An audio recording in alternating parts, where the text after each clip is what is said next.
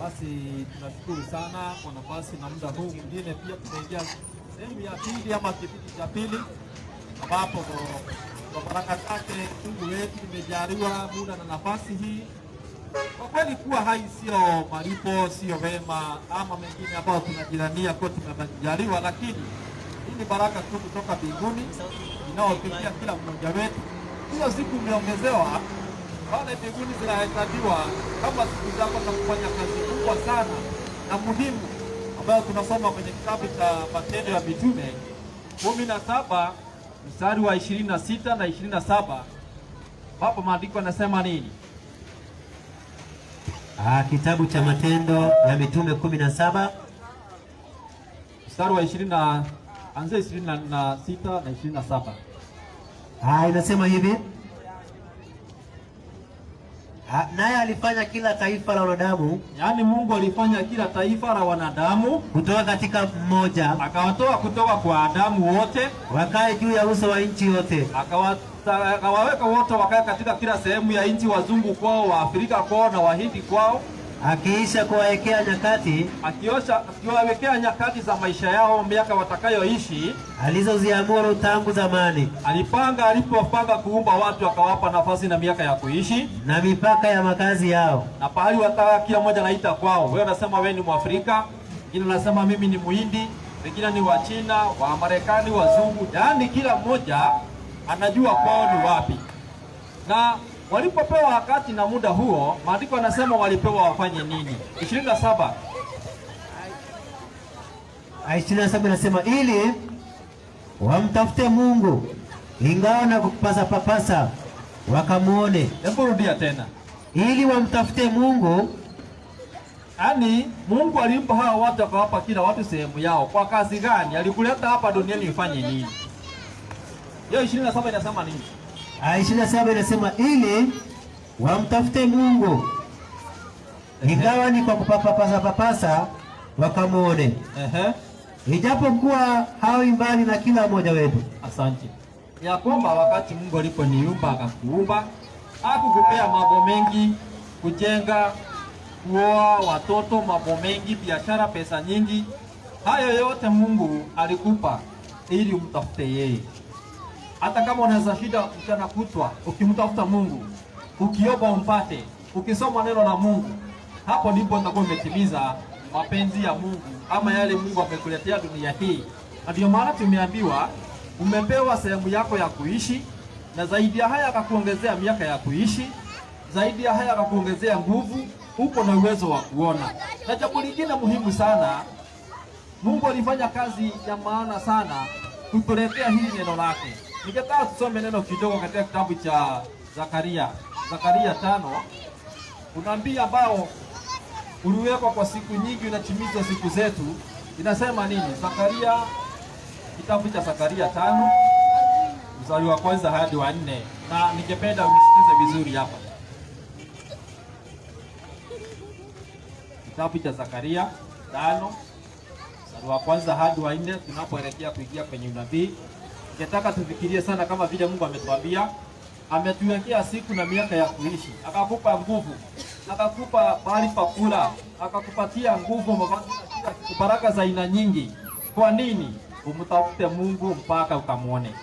Ijapokuwa unafanya shughuli nyingi leo, tunaona watu wanatembea hapa shughuli nyingi, unaelekea nyumbani umeshinda katika shughuli mbalimbali, lakini kuna ile kazi ambayo Mungu alihitaji kutoka kwako. Kitabu cha Zakaria 5 mstari wa kwanza hadi wa 4 tusomewe.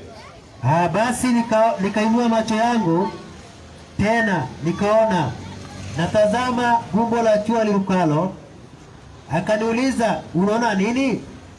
Nikajibu, naona gombo la jua lirukalo, na urefu wake ni dhiraa 20 na upana wake dhiraa 10. Endelea. Ndipo akaniambia, hii ndiyo laana itakayo kwenda juu ya uso wa nchi yote, maana kwa hiyo kila aibaye atatolewa kama ilivyo upande mmoja, na kwa hiyo kila apaye atatolewa kama ilivyo upande wa pili. Nitaituma itokee, asema Bwana wa majeshi.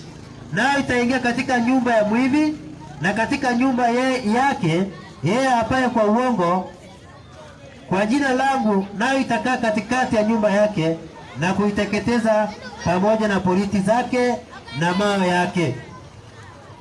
Asante. Hapa kuna unabii ambao umejificha sana. Ni kati ya unabii ambao wengi hawauzii katika Biblia. Ya kwamba Zakaria nabii alionyeshwa kitabu kinachoruka kutoka mbinguni kikiwa hewani, kimeandikwa pande mbili. Kila kitabu kinapoandikwa zile pande mbili, upande mmoja umeandikwa maneno ya Mungu, upande mwingine pia umeandikwa maneno ya Mungu. Halafu akasema kitabu kile kimeingia kwa watu ili wale waibao wabadilishe maisha yao mabaya, na wale wengine wanaomwita Mungu na kuapa kwa uongo pia waweze kubadilisha maisha yao. Na katika mambo hayo Mungu akajua anatupenda sana, ili wewe ufikishie ule ujumbe.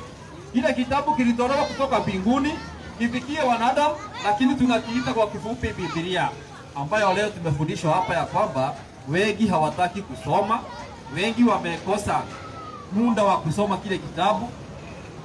Na ni kweli katika dunia yetu watu watafanya mambo mengi sana, wataomba sana, lakini yale maombi yanakosa kutimizwa. Na ndio maana wengi wanalia leo, Mungu ameniacha, mimi nimeachiliwa, Mungu asikii maombi yangu.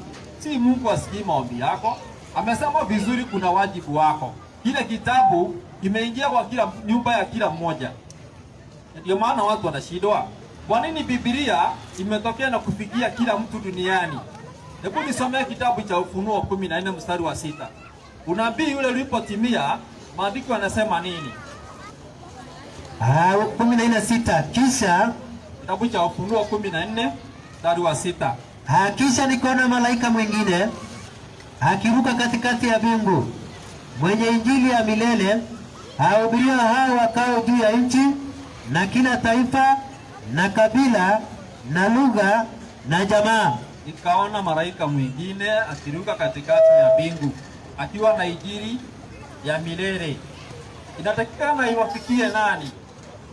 Mambo kitabu kimesema pale ya kwamba ifikishwe kwa kila kabila, kila lugha, kila jamaa.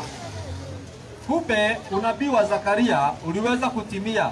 Wakati huu Biblia imeandikwa kwa kila lugha duniani, watu wanajisomea kwa lugha yao, kila mtu anasoma kwa lugha yake. Kwa nini? Bwana, fikiriaje Mungu amelipia watu, amewapa nguvu, amewapa moyo, wakatafsiri Biblia kuanzia pale kwa Kiyahudi, kaingia Kilatini, na ikaingia Kiyunani, kaingia Kilatini, kaingia kwa Kiingereza, na leo hii kutoka kwa kile Kiingereza imekufikia kwa lugha yako. Kwa nini? Mbona Mungu afanya hii kazi yote kubwa halafu hawe mwenyewe hauidhamini? Mbona hujihurumii ya kwamba amekupa nafasi hiyo yote, ufanye nini? Kitabu cha Kumbukumbu la Torati, kitabu cha Kumbukumbu la Torati 10 mstari wa 12 na 13 inasema nini?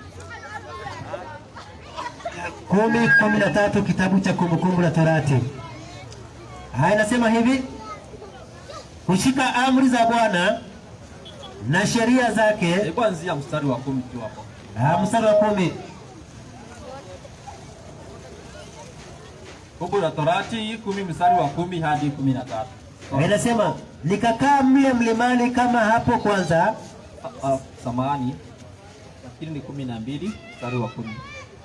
12:10 inasema hivi: lakini mtakapovuka Yordani na kukaa katika nchi anaowaridhisha Bwana Mungu wetu. Samahani, naona tunapotea kidogo. Inafaa kuwa ni 10. Mstari wa 12 na 13 inasemaje? 12 na 13.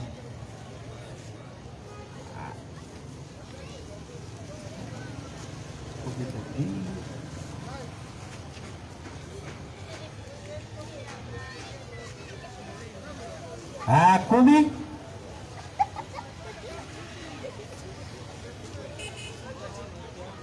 Inasema nini? 10.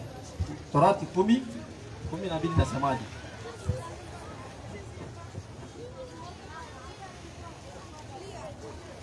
Kumbukumbu la Torati 10 Ndio. 13. Ndio.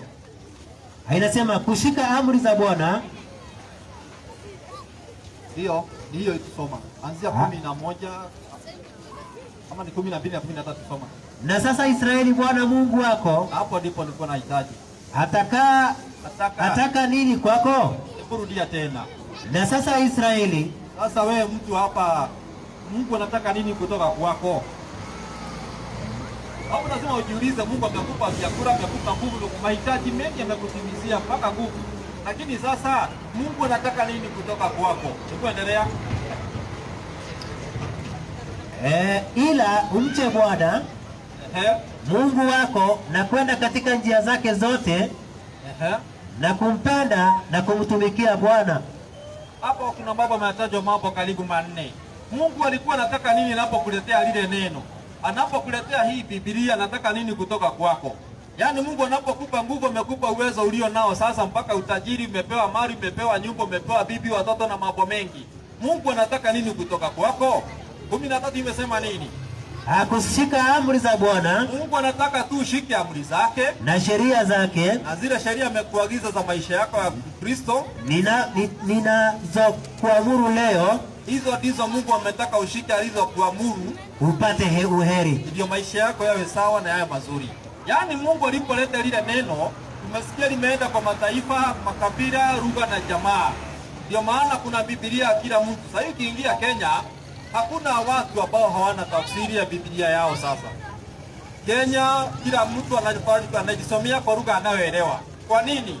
Ili Mungu atakapouliza maswali wakati wa hukumu, hutakuwa na jambo la kutoa pale kama kisingizio ya kwamba wewe hukujua sauti ya Mungu, wewe hukujua Mungu anataka nini kutoka kwako, na hakuna kitu yaweza kutoa kama kisingizio. Kumaanisha nini? Mungu ameshafanya wajibu wake, sehemu yake ametimiza. Huko na Biblia kwa nyumba.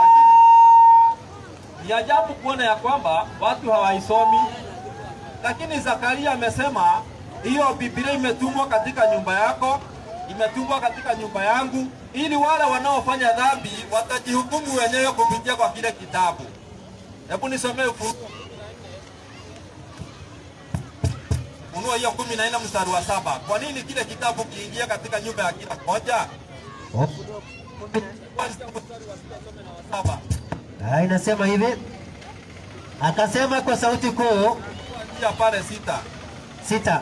Kisha nikaona malaika mwingine akiruka katikati ya mbingu, mwenye injili ya milele, ahubirio hao wakao juu ya nchi, na kila taifa na kabila na lugha na jamaa. Hiyo kwa nini mstari wa 7? Kwa nini alituma ile malaika? Akasema kwa sauti kuu, mcheni Mungu na kumtukuza, kwa maana saa ya hukumu yake imekuja. Msujudieni yeye aliyezifanya mbingu na nchi na bahari na chemichemi za maji. Asante. Kile kitabu Zakaria aliona kikiruka hewani, Yohana akaona kimetokea ni malaika analeta ujumbe kwa kila lugha, kila kabila na kila jamaa. Kilikuwa kimekuja kwa ajili ya wakati wa hukumu. Wacha niwaambie, itafika wakati ambapo utakapoulizwa ulichofanya na kile kitabu utakosa la kusema. Lakini Mungu amekupa nafasi na muda huu. Lakini wacha niseme ya kwamba watu wengi huwa wanajielewa wanapokufa. Wakati roho ya mtu imefikia mwisho, mwili wako umemwishia, roho yake hapo ndipo inaanza kufikiria hasara ambayo imeenda katika kutafuta mali, katika kutafuta raha, katika kutafuta ukubwa wa mambo na madaraka na kazi nyingi ambazo wanadamu wanajisumbua nazo. Hapo ndipo anakuja kupata zote zilikuwa ni ubatili, hazina maana. Roho yake imebaki ikiwa roho peke yake. Sasa kutoka pale itafanya nini? Haiwezi kurudia mwili, haiwezi kufanya jambo lolote. Na ndio maana mnakumbuka huyu mtu alikuwa anaitwa tajiri yule wa Lazaro. Alikuwa anaomba Ibrahimu, anamuuliza, baba, si unikubalie niende nirudi pale duniani nikafanya mambo yale ambayo nilikosa kufanya? Akaambiwa kuna wakati ulikuwa naishi kama wale watu walio kule duniani. Leo hii tunahubiri bure. Leo hii neno napewa bila gharama. Leo hii neno napewa hapa. Watu wametoroa pale na Mungu kama vile ametoa Biblia isomeshwe watu kwa lugha zote, ikatafsiriwa kwa kila lugha. Lakini shughuli, mahangaiko mengi yameshika kila mmoja kiasi ya kwamba nafasi ya kujisomea hata laini moja ya Biblia kwa kila siku inalemea. Lakini shida iko na nani? Je, ni kwa Mungu ama ni kwetu sisi? tunapopoteza muda itakuwa ni kwa siku ya kukosa na kusema, kukosa kisingizio, huna sababu unaweza kutoa, lakini leo hii umepewa nafasi ya kumtafuta Mungu na unaweza kukamwona. Na ndio maana tumeambiwa ya kwamba hawi bali na mmoja wetu yeyote. Kwa nini? Ako karibu nawe. Kwa nini? Kwa sababu leo hii sinajisomea Biblia kwa lugha yako. Sinajisomea Biblia kwa lugha ambayo unaelewa. Sasa unahitaji nini ingine kutoka kwake Mungu? Lakini pale watu wamezidi kutenda dhambi. Somea kitabu cha Mhubiri 8:11. Mhubiri 8:11 nasema nini? Kwa sababu watu leo hii unaona tunakula, tunaenda, tunasafiri, tunafanya mengi, lakini tunakosa kuelewa umuhimu wa maisha ni nini, sababu ya kuishi ni nini, ya kwamba unasukumiwa kumpenda Mungu, lakini Mungu anakukaribia kwa njia zote. Ametumia mbinu zote kumkaribia mwanadamu, lakini mwanadamu naye hana upendo kwa Mungu. Mwanadamu ameingia upande wa kuasi na kupenda mali, kupenda uasi, kupenda dhambi. Mhubiri 8:11. 8:11 kitabu cha Mhubiri. Kwa sababu hukumu juu ya tendo mbaya haitekelezwi upesi, mioyo ya wanadamu huthibitishwa ndani yao ili kutenda mabaya. Asante. Pale kwanza, kwa sababu Mungu haji na kumpiga mtu ambaye alimtukana, mtu ambaye hasomi neno lake, mtu ambaye hamchi Mungu. Kwa maana Mungu haji haraka kuadhibu wale watu kama vile alivyoadhibu watu wa Sodoma na Gomora. Watu wanazidi kujishikilia katika dhambi zao, wanaona kama dhambi sio dhambi tena, wanafurahia wanapotenda maovu yote na machukizo, mpaka wamealete mpaka pale kwenye madhabahu kanisani, pahali tulipokuwa Mungu zamani. Sasa watu wamepeleka maasi yao yote pale, tabia za aina zote, uovu wa aina zote, unajizi wa aina zote. Leo hii mpaka watu wanashindwa kanisa ni nini? Watu wanashindwa sasa wenye kumcha Mungu ni kina nani? Na hapa ndipo shida kubwa imetokea. Hebu nisomee kitabu cha Yeremia 7 mstari wa 10.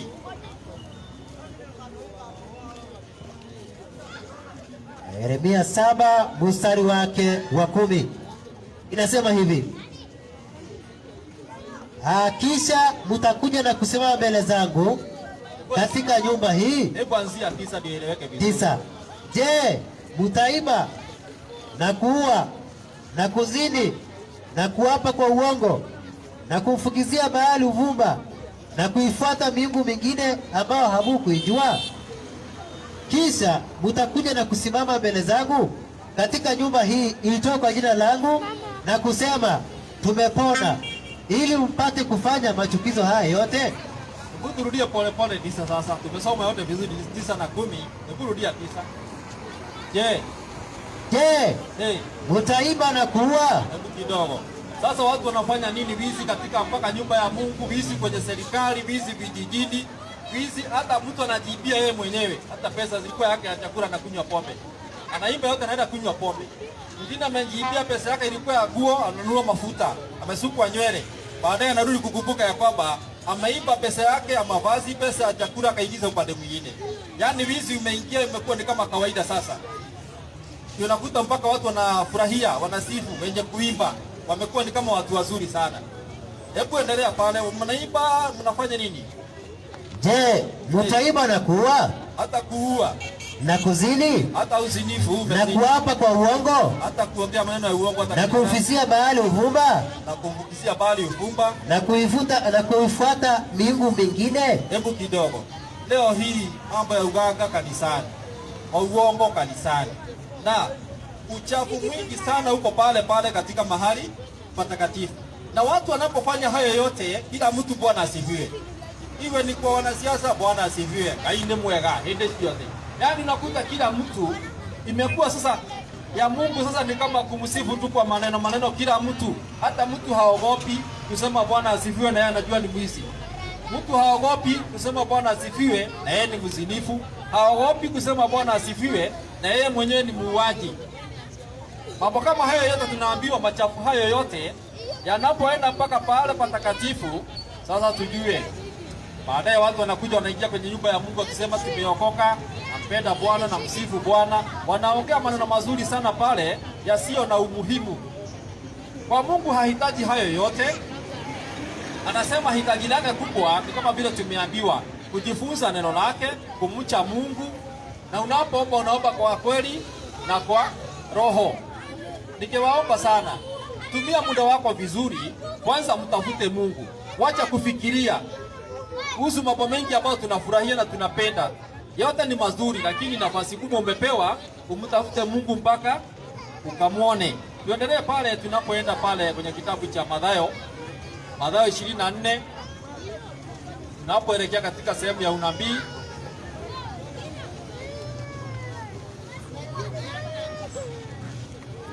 Mathayo 24. Mathayo 24 mstari wa 15. 15 nasema hivi. 24:15 inasema hivi, basi hapo mtakapoliona chukizo la uharibifu lile lililo neno la nabii Danieli limesimama katika patakatifu, asomaye na afahamu. Kurudia tena. Basi hapo mtakapoliona chukizo la uharibifu lile lililo neno la nabii Danieli limesimama katika patakatifu, asomaye na afahamu. Asante sana. Leo hii ndio wakati huo. Yeremia amesema nini? Watu wamejazana pale kanisani, wizi, uongo, msherati, kila mtu amejazana pale patakatifu.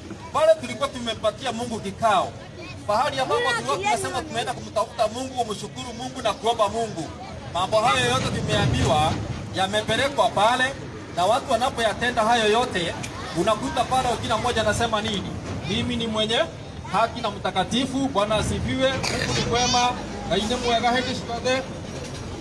Sasa katika hayo yote unakuta watu wote, kila mtu anamsifu Mungu, ijapokuwa anajua matendo yake ni matendo machafu. Na wanapoenda pale, siku hizi kuna mauaji kanisani, unakuta kuna siasa kanisani. Saa hii hata kanisa imekuwa ni nzuri, ndio stadium. Watu kila mmoja anafurahia pale, ndio kwenye kura nyingi, bahali ambapo wanahubiria watu wametulia kama wanakodoo. Sasa unakuta pale kuomba siasa na mambo mengine imekuwa rahisi. Yaani pahali palipokuwa patakatifu, pahali ambapo Mungu alikuwa ameweka pahali watu wanakutana pale, wanamsifu na kumwimbia nyimbo. Leo hii watu wamebadilisha, wamekuwa ni pahali ambapo sasa ni pahali pachafu na pahali najisi. Hapo ndipo Yesu akasema, utakapoliona chukizo la uharibifu likiwa limesimama pahali patakatifu, asomaye na afahamu. Halafu akaongezea pale, mambo hayo Danieli alikuwa ameyatabiri ya kwamba watu watalete machafuko na machafu mpaka pale kwenye nyumba ya nani? Nyumba ya Mungu. Na hapo ndipo tunaona mambo yote yamejaa leo, machafu na uovu wote wa kuchukiza. Mambo nasikia mambo ya ulawiti, nasikia makasisi, sijui mapandre wanashika hao vijana wanaraiti vijana, unakuta mchungaji ameshikwa pale na wasichana na mama za wenyewe na mambo kama hayo yote unakuta. Na wengine ni siasa na mauaji. Mwingine hata mkubwa wa kanisa anaua mwenzake ili apate kuongoza lile kanisa. Mwingine anamaliza pesa ya mijengo ya kanisa ameiba yote, amepeleka katika shughuli mbalimbali. Unakuta pale uongo mwingi uliomuua Anania na Safira. Leo hii maasi kama yale yamerejeshwa pale katika makao patakatifu, pale kwenye kikao ambacho tulikuwa tunatumia pale kukimbilia kumsifu Mungu na kuomba Mungu. Na je, katika hayo yote Danieli amesema nini? Yesu amesema nini? Hiyo ni moja kati ya dalili ambazo alizotaja za mwisho. Alipoelezea kuhusu kutokea kwa manabii wa uongo, akaongea kuhusu njaa, matetemeko ya nchi na mengi ambayo tutayaona kuhusu wale ambao wanajifanya Kristo. Wengi ambao wanajifanya ni Kristo, nasema wao ndio Kristo. Manabii ambao wanasema ni Mungu anawatumia, lakini tunajua maisha yao vile yalivyo. Manabii kila mmoja akisema ametumwa na Mungu, leo hii wamejazana pale katika pahali patakatifu. Wamejaa wapi? Pale ambapo tulikuwa tunamwabudia Mungu, na hapo ndipo tunapata shida kubwa. Sasa maombi yetu, ijapokuwa tunaomba maombi mengi sana, tunaomba kila siku mchana na asubuhi, tunaombewa. Sasa shida ziishe, unakuja kujiuliza swali. Wacha niwaulize, kwa nini pepo zinafukuzwa asubuhi, zinafukuzwa saa 7, pepo zinafukuzwa jioni, alafu zile pepo haziishi? Miaka miwili pepo zinafukuzwa asubuhi, jioni, mchana. Ila mtu akitokea pale anasema hii pepo nazikemea, pepo zitoke, pepo ya uongo itoke, hii pepo ya umaskini ishe, hii pepo sijui ya nini ishe. Kwa nini zile pepo haziishi? Kwa sababu sasa zimeingia pale kwa wale wanaotenda mema, wale waliokuwa wanatenda mema pale kanisani. Sasa wao ndio wameingiza katika uchafu ule. Shetani imekaa pale kanisani. Sasa tunaambiwa nini? Kitabu cha Wathesalonike wa pili 2 mstari wa 3 na 4, somee ndiposa upate kunielewa. Pepo zinaombewa hazitoki, tunaomba mvua inyeshe hainyeshi, tunaomba pale taabu ziishe, umaskini uishe hauishi. Kwa nini? Maana shetani imekaa pale ambapo Danieli alikuwa ametabiri atakuja akae pale patakatifu, ajifanyage kana kwamba yeye ndiye Mungu. Wathesalonike wa pili sura ya 2 mstari wa 3 na 4 inasema nini? Inasema hivi kwamba msifadhaishwe upesi hata kuiacha nia yenu, wala msisitishwe kwa roho wala kwa neno wala kwa waraka unaodhaniwa kuwa ni wetu, kana kwamba siku ya Bwana imekwisha kuwapo.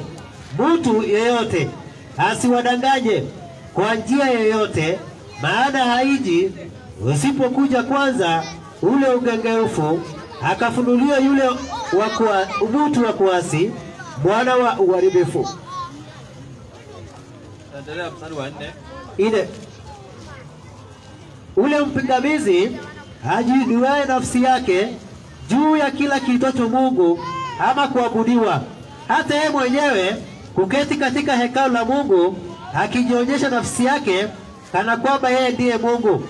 Asante sana. Tunaambiwa ya kwamba tunapongojea Yesu kurudi, siku ya Bwana ifike, Yesu arudi twende mbinguni, kuna kitu kimoja tumeambiwa pale na Paulo, ya kwamba shetani atakuja mbele, akae pale katika madhabahu, akijifanya kana kwamba yeye ni nani? Tumeambiwa nini? Andiko imesema nini? Mstari wa 4. Ajifanaye kama yeye ndiye Mungu. Akijifanya kana kwamba yeye ndiye Mungu. Sasa watu wanangojea maombi yajibiwe. Naye yule mwovu ameketi pale kwenye madhabahu, ameketi pale kanisani. Wale washirika wake ni wale ambao unakuta kila mtu wanafanya matabia ya shetani yote pale patakatifu. Sasa pepo zitafukuzwa na nani? Nauliza, pepo zitafukuzwa na nani sasa? Wale ambao wanafanya maasi hayo yote ndio watafukuza zile pepo. Tuko pamoja? Tunaendeshana lakini? Asante. Nataka kusema hivi, pale shetani ameshaingia patakatifu, matendo yote yanaendelea pale, lakini sasa kuna kitu kilichosemwa na Yesu pale katika Mathayo 24.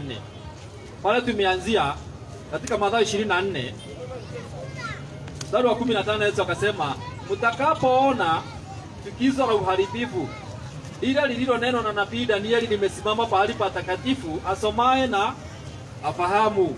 Asomaye afanye nini? Afahamu. Kila mtu si ako na Biblia yake. Sasa swali, je, ni wangapi wanasoma watakao fahamu? Na kama hawasomi watajuaje? Siku zimeisha, watajuaje? Tunafanya kinyume na Mungu. Shetani ameingia pale patakatifu.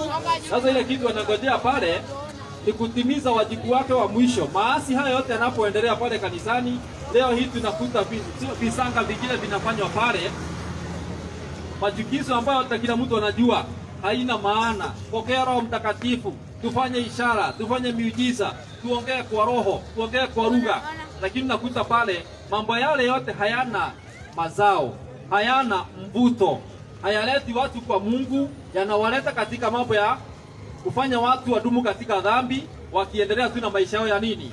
Yanaitwa ya Ukristo. Lakini Yesu aliuliza neno katika kitabu cha Mathayo 18 mstari wa 8. Naomba tusikilize. Alipoangalia wakati wetu wa mwisho alisema nini? Kwa sababu maasi haya yote na shida zinazokabili wanadamu, unakuta shida, njaa, mvua inaisha, unakuta pale hakuna mazao, hakuna mavuno, magonjwa yamezidi, manyumba zetu zimekuwa ni kama chemist. Unakuta pale shida hizi zote zimetoka wapi? Kwa nini zinakuja kwetu? Kwa sababu pale pahali tulikuwa tunakimbilia wakati kumetokea shida, tumefanya pahali ambapo ni panajisi na pahali pa uchafu na mchafuko wote. Nisomee kitabu cha Luka 18 mstari wa 8. Luka 18 mstari wake wa 8. Akawaambia mfano huu, watu waliojikinai kuwa ni wenye haki. Luka 18 mstari wa 8. Nawaambia atawapatia haki upesi. Walakini atakapokuja mwana wa Adamu, atakaporudi mwana wa Adamu wakati tunapomsubiri, ataiona imani duniani? Atakuta watu wameamini duniani? Atakuta shetani ameshaingia pale patakatifu, mambo yake yote yanafanyia pale. Na wenye kwenda katika hiyo nyumba, kila mmoja anafurahia ya kwamba sasa Mungu hawaulizi wakitenda dhambi, waendelee na machafu yao, waendelee na chuki zao, vita, mivutano, wizi, uongo, ushuhuda wa uongo. Akiendelea na hayo yote, vile nawaambia nini? Jesus loves you. Mungu anawapenda. Ninyi ni watu wa Mungu, tumejazwa na Roho. Lakini katika hayo yote, tutakuja kuangalia juma hili, itakuwa katika mambo hayo yote wanatenda machafu na machukizo yote, baadaye wanakuja kwenye ile nyumba ya Mungu, wanasema nini? Tumeokoka, tumepona, tunampenda Bwana. Sasa roho wachafu watafukuzwa na nani? Nani ataombea njaa katika nchi ishe? Nani ataomba mvua inyeshe? Nani ataomba shida na mataabu zote zituondokee?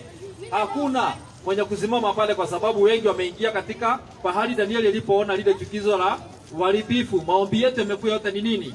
Ni najisi pale tunapoenda katika kuomba, kwa maana tumekataa neno la Mungu. Raha na anasa ndio tunafurahia, kuimba sana na kufanya mengi ambayo ni ya kufurahisha moyo. Tuingie kitabu cha, tumesoma pale kitabu cha Mathayo, tukataka kusikia ni wapi Danieli alikuwa amesema kuhusu mambo haya machafuko. Tuingie kitabu cha Danieli 9 mstari wa 27. Danieli 9. Danieli 9 mstari wa 27. Danieli alisema nini kuhusu mambo yale tunayoona leo? Danieli 9 mstari wa 26 na 27. Inasema hivi: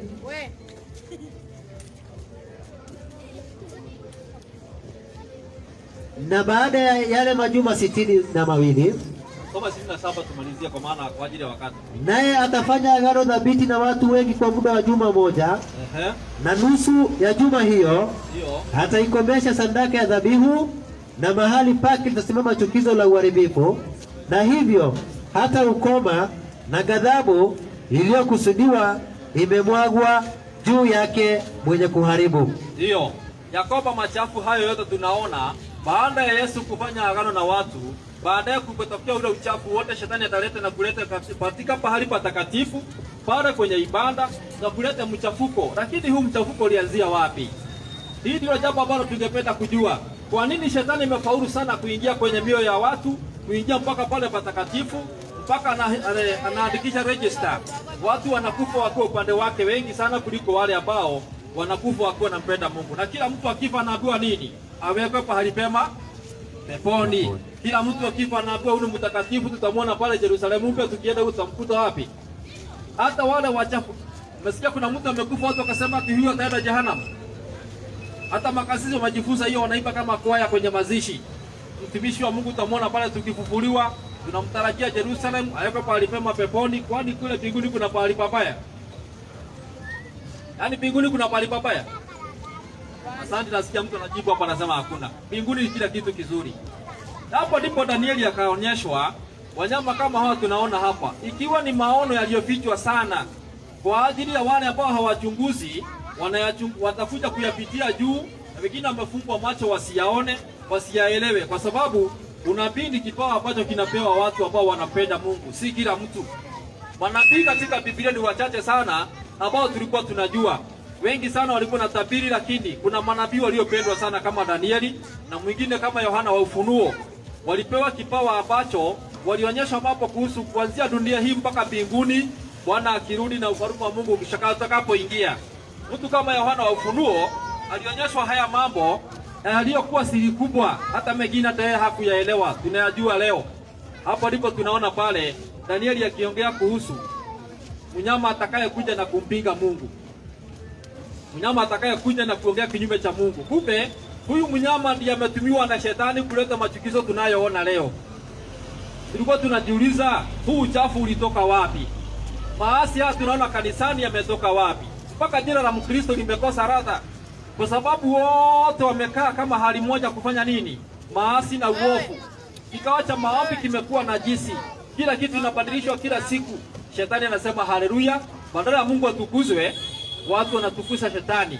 Kwa nini? Tumeambiwa pale kwenye kitabu cha Wathesalonike wa pili mstari wa 4, shetani ataketi pale kwenye hekalu la Mungu na kujifanya kana kwamba yeye ni Mungu. Tuko pamoja?